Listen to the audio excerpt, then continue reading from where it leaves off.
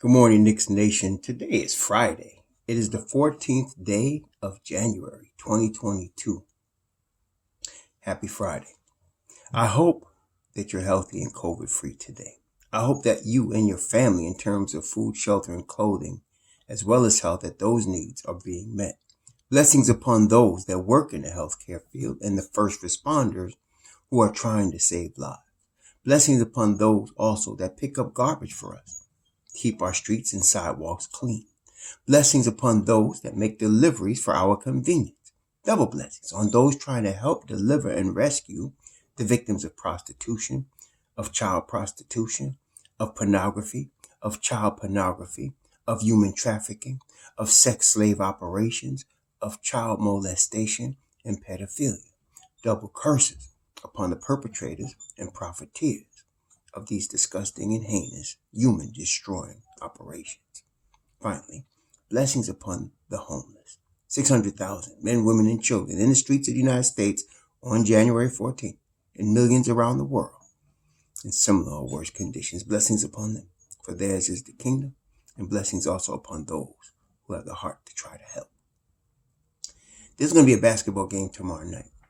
Our New York Knicks are going to play the Atlanta Hawks in Atlanta tomorrow. But there was a major trade yesterday with implications that we need to talk about. Now, we talked about it yesterday. When it happened, I did a live broadcast on the Cam Reddish trade that took place yesterday. The Knicks acquired Cam Reddish, and they acquired him in exchange for Kevin Knox. Basically, that was the deal. They also got Solomon Hill. They got a second-round pick, and the Knicks gave up the Charlotte pick that we got in 2022. I want some of y'all, please, I know I say this, but this is fruitless for most of y'all, but love y'all, Knicks Nation. But a lot of y'all were complaining last year, didn't understand what Leon did on draft night, how brilliant it was. You saw the Knicks draft Kai Jones, and some of you went crazy because you saw the trade that went to Charlotte. Please pay attention. On draft night, trades are pre-arranged. What do I mean? That before the commissioner comes to the podium and announces who the Knicks are drafting, the trade has already been made. They don't announce it until after. Okay? So the Knicks had no intention of drafting Kai Jones for the Knicks. Or you Kai Jones fans. The intention from the beginning was for him to go to Charlotte. Okay, so basically they were drafting him for Charlotte. And why would they do that?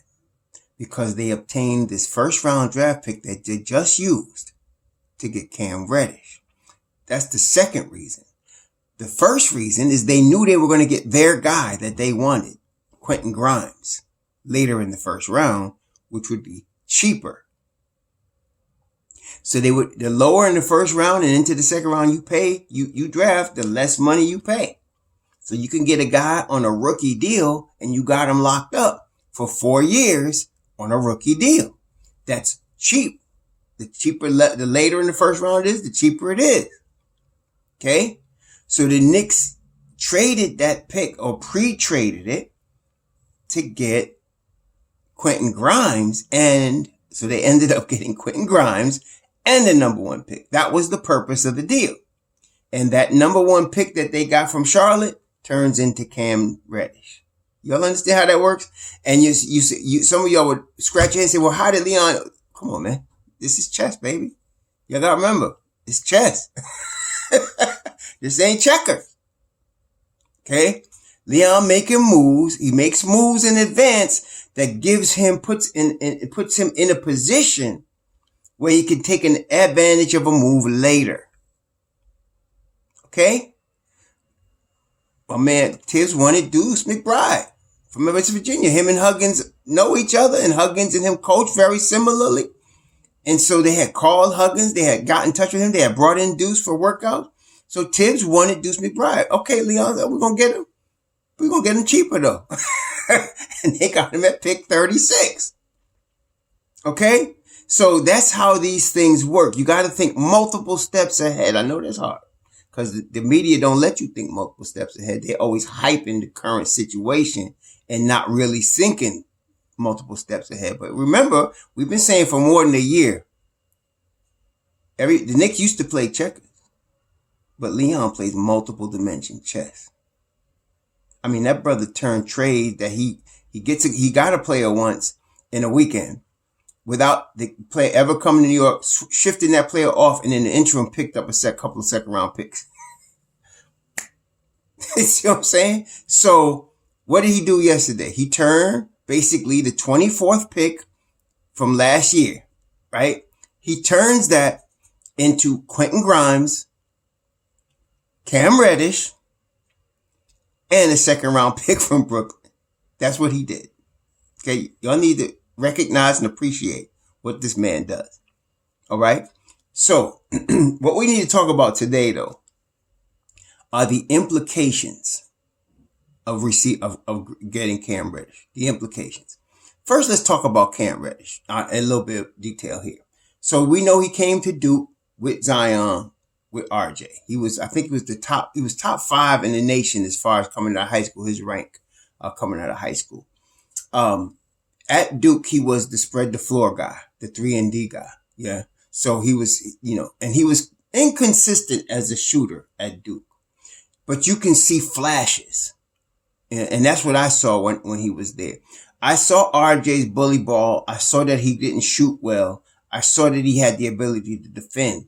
And I thought RJ was going to have problems in the NBA, pulling the bully ball stunt. But from night one of his rookie year, I saw that I was wrong. He has no problem bully balling everybody or anybody in the NBA. He had no problem. And then I also, like y'all, thought, he needs to go to his right more.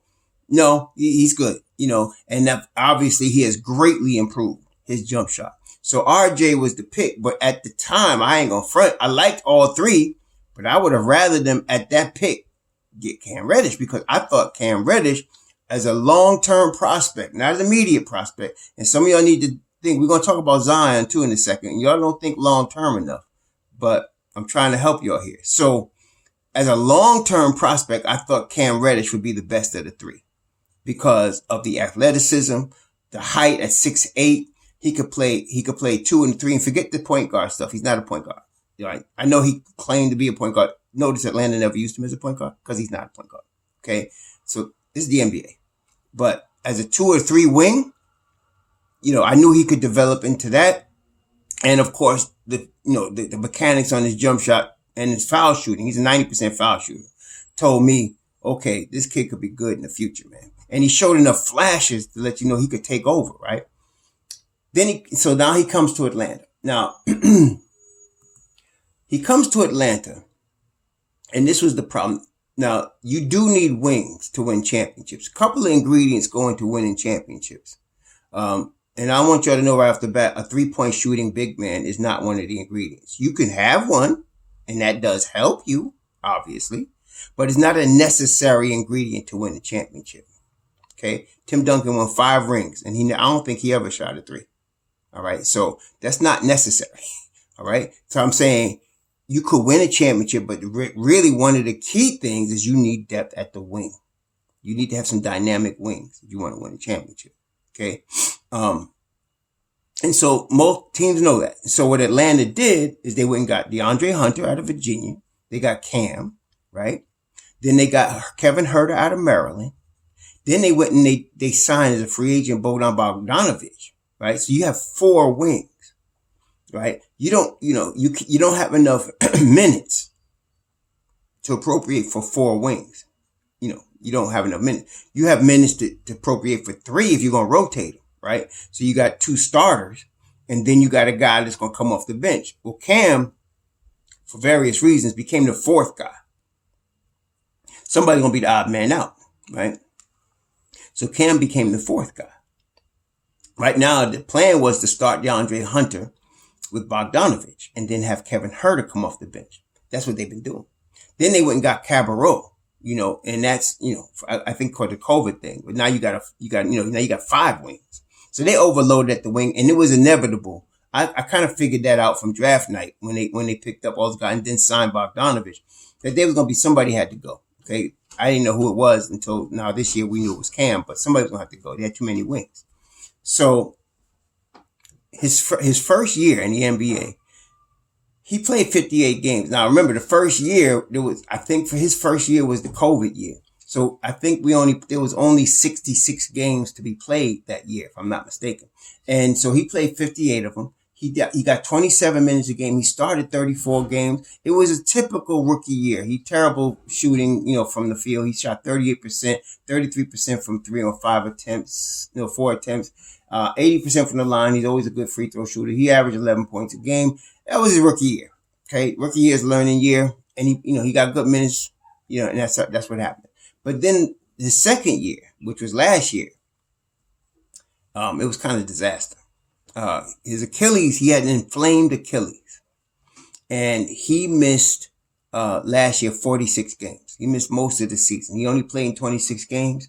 Again, his stats were terrible. He had 26% from 3, 37% from the field. He averaged 11, but again, very, very inefficient. And he shot 82% from the line, but, very inefficient. But even during what I said, those first two seasons, he would show flashes, flashes of greatness. Okay. Enough to tantalize me and say, whoa, okay, something's there. Can he overcome these injuries? And then he came back last year in time for the Eastern Conference Finals, and homie showed out. I mean, I think he shot, if I read that correct, I think he shot in the playoffs last year. Yeah, he shot 64% from 3, 53% from the field, 80% from the line. He was getting 13 points a game, in the playoffs, in the series they lost, but in the Eastern Conference Finals against Milwaukee, he was doing work, and so that showed me a couple of things. Obviously, the ability that we thought was there is there. And then secondly, that was the playoffs against the Milwaukee Bucks. Okay. So on the biggest stage that you can play on, except for the finals, he was showing out. All right. There were no rookie jitters. There were no jitters of the playoffs. Cam Reddish came in and did work. Okay. So that showed promise for the future. So then this particular season, he hurt his ankle. Right. And so, he's missed 7 games. Because of that so far. And he's played in 34 games. He only started 7 because now at this particular season, he was on the trade block, right? And I think, if I remember correctly, earlier this year, his reps made it known to the Atlanta management that he wanted to be traded. And so he was on the trade block. And so he was this particular year, but he started shooting better. He's 38% from 3. And he was not starting. So he's getting 38% from 3. He's not starting. He's getting 12 points a game. Again, 90% from the line. He's always a good free throw shooter. That's another thing that knows eventually his shot's going to be there. And he was, again, so he's much more efficient this year. His, field goal percentage from the field is still 42%. So it wasn't great, but his 3-point shooting on 5 attempts, 38%. So what I did is I compared him to Evan Fournier. Why do I do that? Because now the Knicks have a similar problem. Who do we got on our wing? RJ Barrett, Cam Reddish, Quentin Grimes, Evan Fournier. Again, we got 4 wings.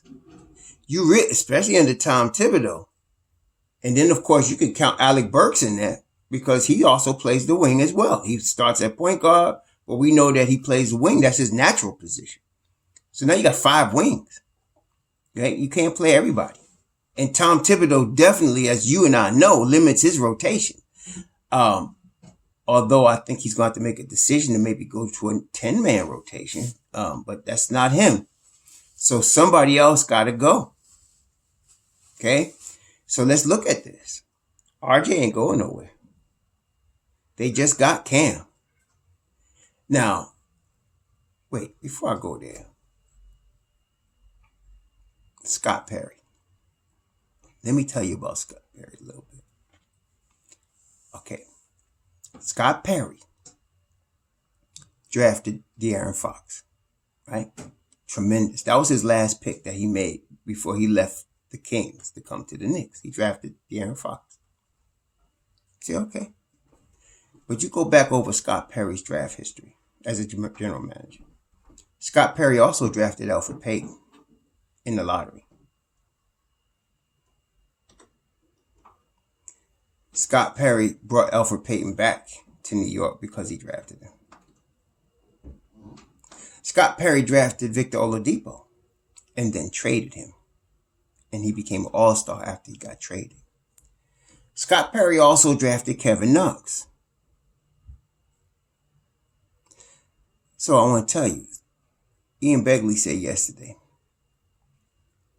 that there were some, he says like this, there were some in the Knicks organization. Now, there's only really two major decision makers at that front office that make decisions. I mean, they got other guys that obviously will consult, but it's Scott Perry and it's Leon Rose making the final decisions, okay? And it's Leon Rose making the final decision. Atlanta wanted Quentin Grimes. And Ian said there were some in the Knicks organization that wanted to pull the trigger. Scott Perry.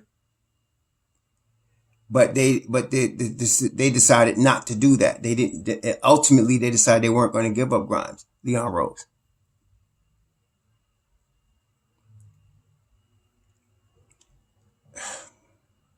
I'm glad. What am I saying? I'm saying I'm glad Leon Rose makes the final decisions. I'm glad he's at the top of the pile on these things because I'm not sure where we'd be, honestly, if the decisions were left completely up to Scott Perry. I'm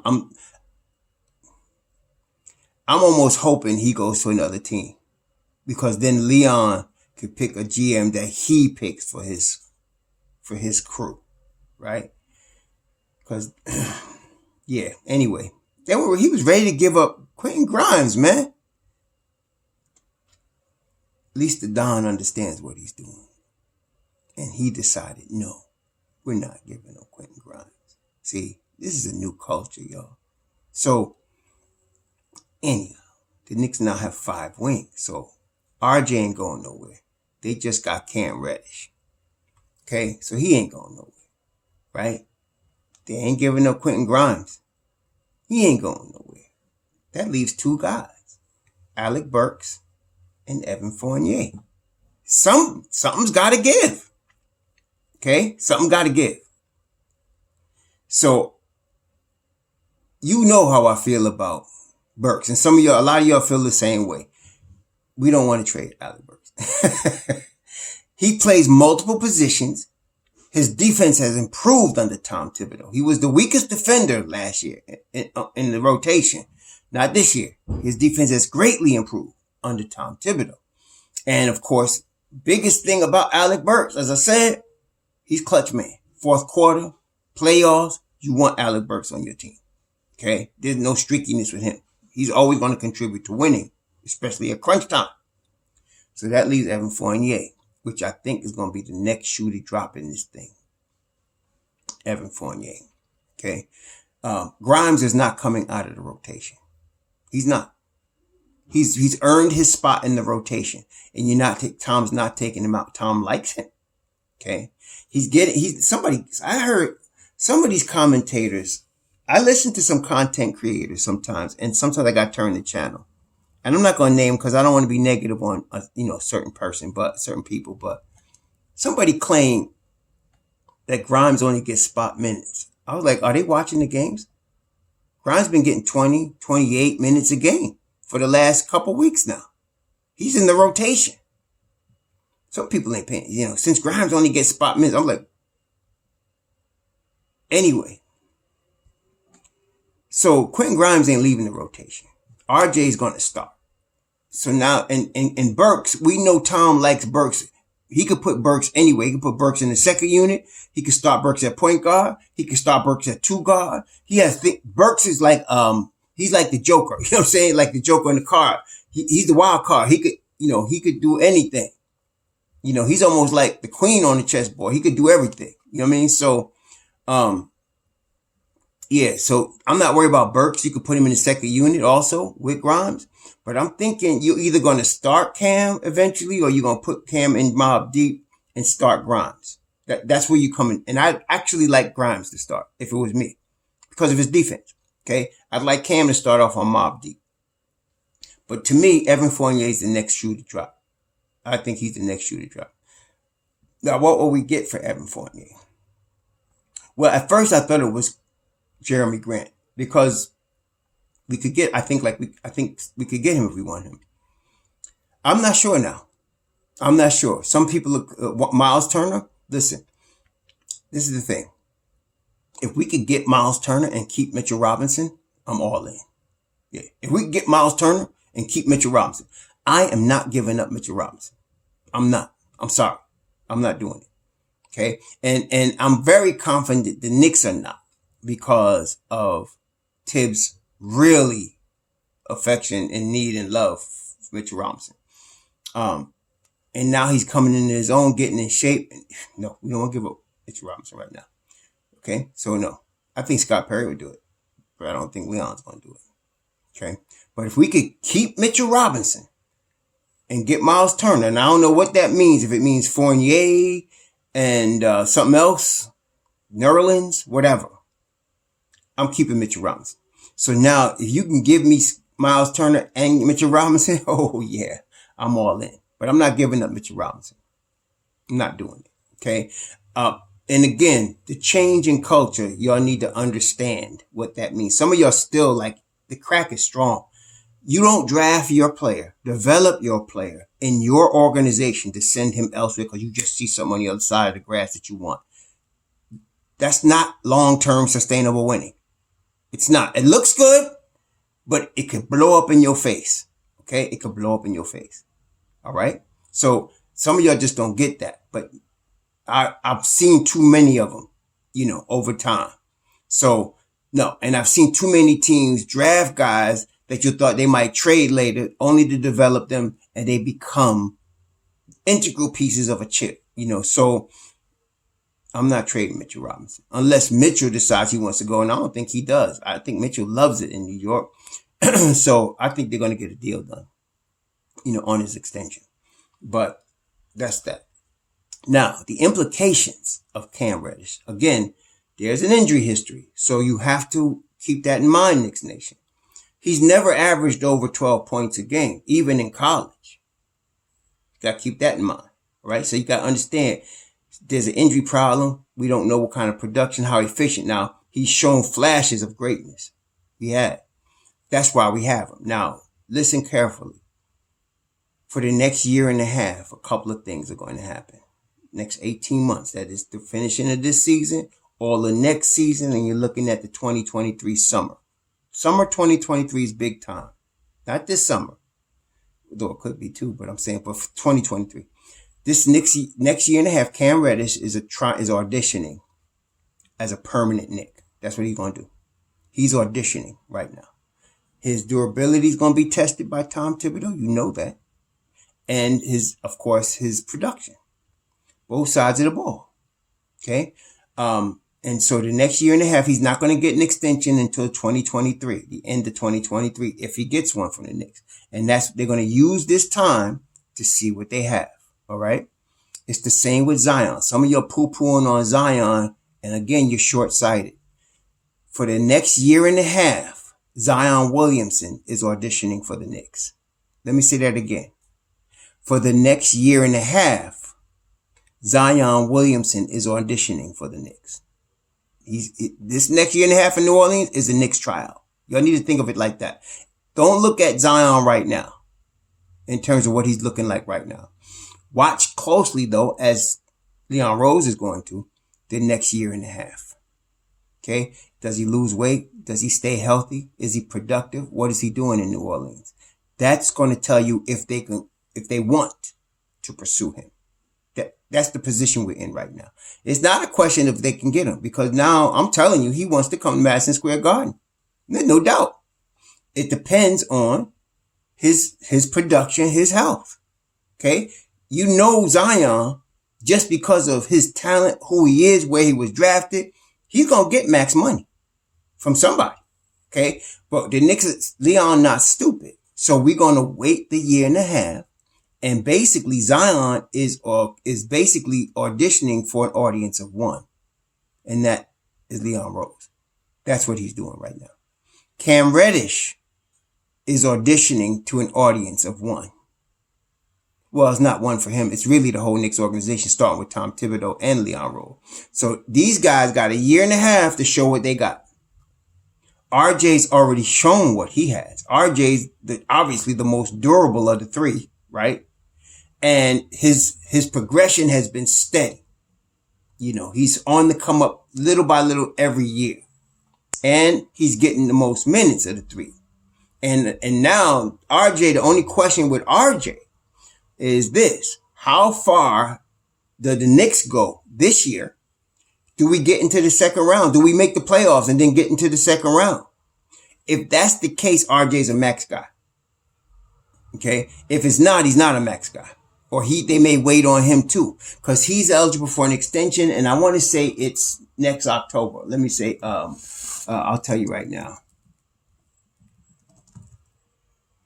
Yeah, I think he's eligible for a contract extension from his draft class. I think it's next October, I want to say. Yeah, so that's what I want to just make sure that. I like Spotrac for these things, by the way. I like looking up the contract and salary stuff on Spotrac. So RJ, let's see here. RJ Barrett. So he right now, he's rookie extension eligible at the end of this season. Okay, he's eligible for his eligibility is for $181 million, 5 years. I don't think they're gonna do that, but he's eligible for a 5-year extension up to $180 million. Okay, I think he might get in that 120 range. The Julius Randle money, he might get that if the Knicks go in the second round and if he performs like he's performing now, going all the way there. He'll get an extension. If I was him, I wouldn't sign a 5-year deal though. I would sign a 4-year deal. If I signed a 5th year, it'd be a player option. So because RJ's only 21, man. So, he can he gets the 5th year player option if he wants. And then if he really becomes Jimmy Butler 2.0 All-Star, All-NBA, and the Knicks are getting into the second round regularly with him leading, then, he's going to get whatever the big money gets. He's going to get it. See, so I would, and then at that time, he's only going to be 25. Scary, right? So, so RJ depends on how far the Knicks go. I think he's anywhere from 80 million to 125 million over a 4 or 5 year deal, depending, if I'm him again, I'll just do the 5th year as a player option, to keep my options open. But that's what he's eligible for.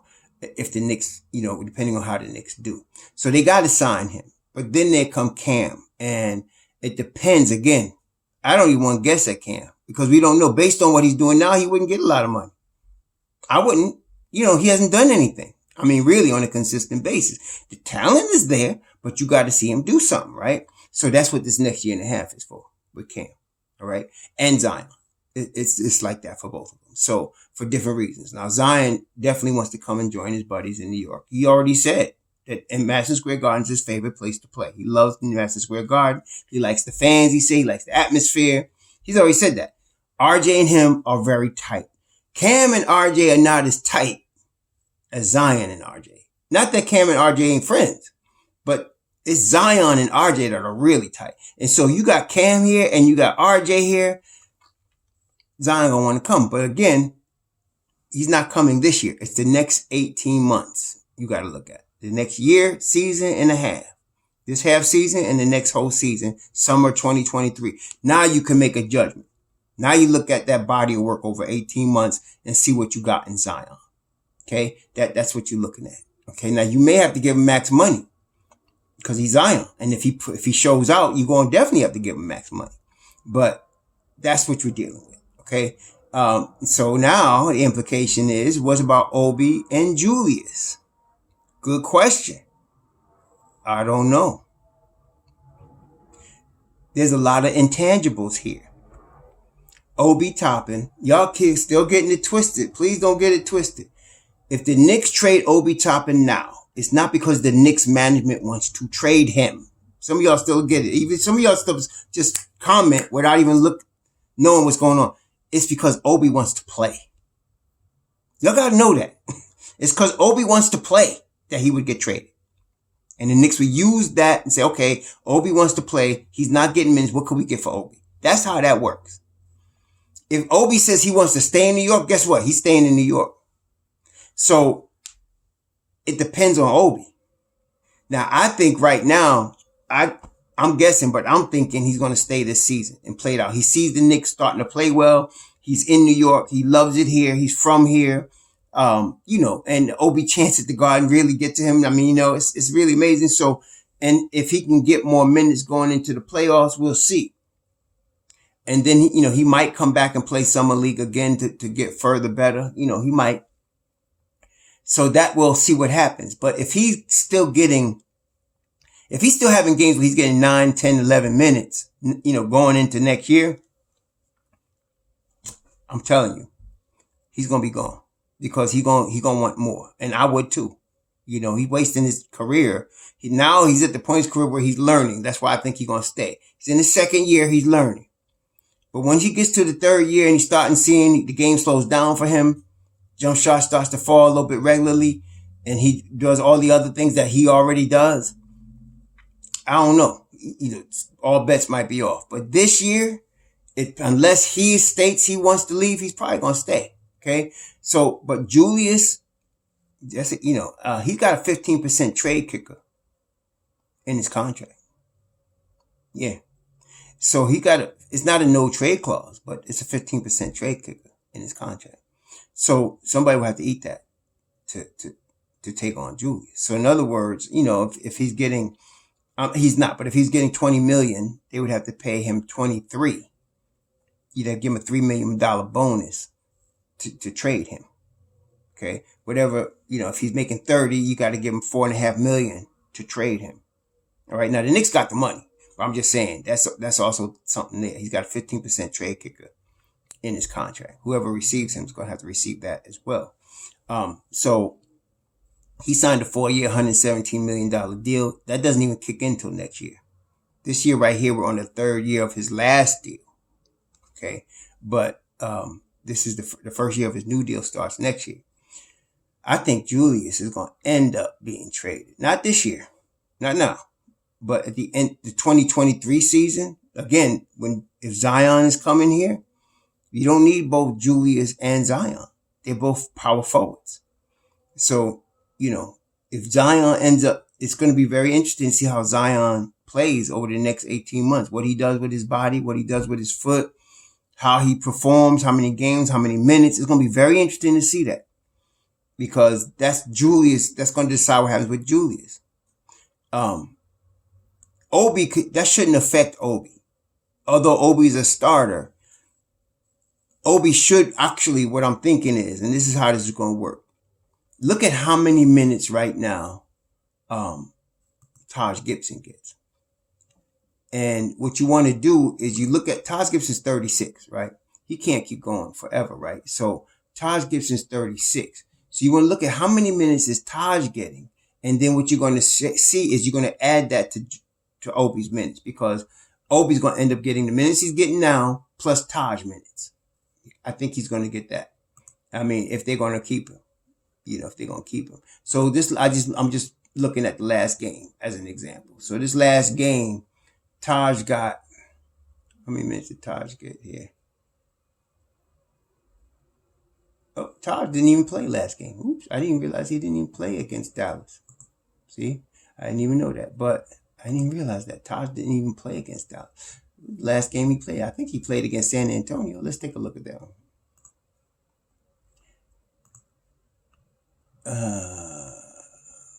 Yes. So he played 13 minutes against San Antonio. So if you take that, and then Obi played 14 minutes. So if you take Taj's minutes and you give it to Obi, that's eventually what I see happening. If you're going to keep either Zion, you're going to get Zion, or you're going to keep Julius. That's 27 minutes for Taj. See? So I can see that happening starting next year, because next year Taj is 37, right? So I can see those minutes, Taj getting situational minutes, and the minutes that Taj gets going to Obi. So now you're gonna have Taj Gibson plus Obi minutes becoming Obi minutes. Now, if you're giving Obi topping 20, 25 minutes a night, he might be happy with that to stay in New York. That's what I'm saying. But if he comes into next year and he's still getting 9, 10 minutes a game, that's going to be a problem. Right now, it's not, but it's going to be. See? So right now, Obi ain't going nowhere. Right now, Julius ain't going nowhere. Right now, Zion ain't going nowhere. They're all staying where they are. So we can stop the speculation about them all that moving this year. That's not happening. The move that's coming next is Fournier. And it's a hot time to move him because the Knicks are now flowing with Fournier. But see, there's two sides to that. He's at his height right now, so you could trade him, right? Or he hurts to trade him because now you got to break in Cam Reddish and Grimes. That's why I say Grimes would probably start because Grimes has been with the team the whole year. There's no real period to worry about him flowing with the first unit. You can put him in there and you're not going to break your stride at all, okay? You're not going to break your stride at all. Now, third, final thing, point guard. A lot of y'all clamoring for a point guard. I'm not. I don't want anything to interfere with the development of Deuce McBride. I don't want anything to interfere with that development. Nothing. So I'm not worried about getting no point guard. Now, there's a couple of exceptions. Now, a lot of y'all looking at Brunson, and I hate to admit it, but I think there's a strong possibility that Brunson does come to the Knicks because of the history, because of his father with Tom Thibodeau and him growing up as a little kid. Tom said he remember him at the practice with his dad at the Knicks. So there's a connection there. There's a connection there. And he has not signed an extension with Dallas yet. So there's a strong possibility that that Brunson comes to the Knicks. There's a strong possibility that he comes to the Knicks. And he's a solid player. I don't think he's all-star, but he's very solid. I think he's like Kyle Lowry light. I think that's what he is. He's Kyle Lowry light. That's Brunson. And I think he's very solid, very dependable, somebody you can have. So I'm not going to front, he is a possibility, but I'm very not concerned, but I'm very zealous, put it that way, to protect the development of Deuce McBride. Because to me, he's our point guard of the future. And so I want to develop him. I want him coming along. I don't want nobody getting in the way. I don't want no controversies. Okay. Now, the exception to me, one of which is not going to, neither of which is going to happen. If we got Ben Simmons, that's different. Okay. Or if we got Tyrese Halliburton. If we got Halliburton, bring Halliburton. Okay. That's all I'm saying. I don't want De'Aaron Fox. Cat shoots. I think he shoots 27% from three. Y'all realize that, right? His defense is not the greatest. Okay. Yes. Speed of a greyhound. Can get down the floor faster than anybody this side of John Wall, right? And can get to the basket. Definitely. And of course knows how to kick it out and pass. Definitely. But he can't shoot. He can't shoot. Okay. And so, but Tyrese Halliburton, I wanted him. I ain't gonna front. I wanted him before they picked Obi. I knew they were gonna pick Obi because that's what they wanted, but I wanted Devin Vassell or Halliburton. Okay. But if we get Tyrese Halliburton, that's a game changer to me. Okay. That's a game changer. And I love Deuce McBride. I'm Deuce and Mitch Rob. But I bring Tyrese Halliburton over here. We can get him. But I want to tell y'all, let's get real. Okay. You ready to get real? Let's leave fantasy world. He ain't going nowhere. The only reason he was on the trade block because Ben Simmons is a possibility. But if they don't get Ben Simmons, they're going to build around Halliburton and Davion Mitchell. And they're going to trade De'Aaron Fox. And I don't want no parts of Fox. So I'm very zealous to protect Deuce. That's all fantasy, what we just said.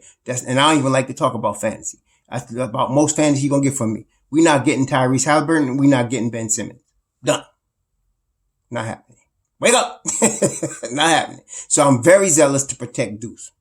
And so right now I'm very happy with the half point guard we got between IQ, Alec Burks, and then when Derrick Rose comes back, spot minutes at point guard, I want him on Mob Deep. I don't want to kill him. You all saw, see, he's already hurt, trying to push him all the minutes.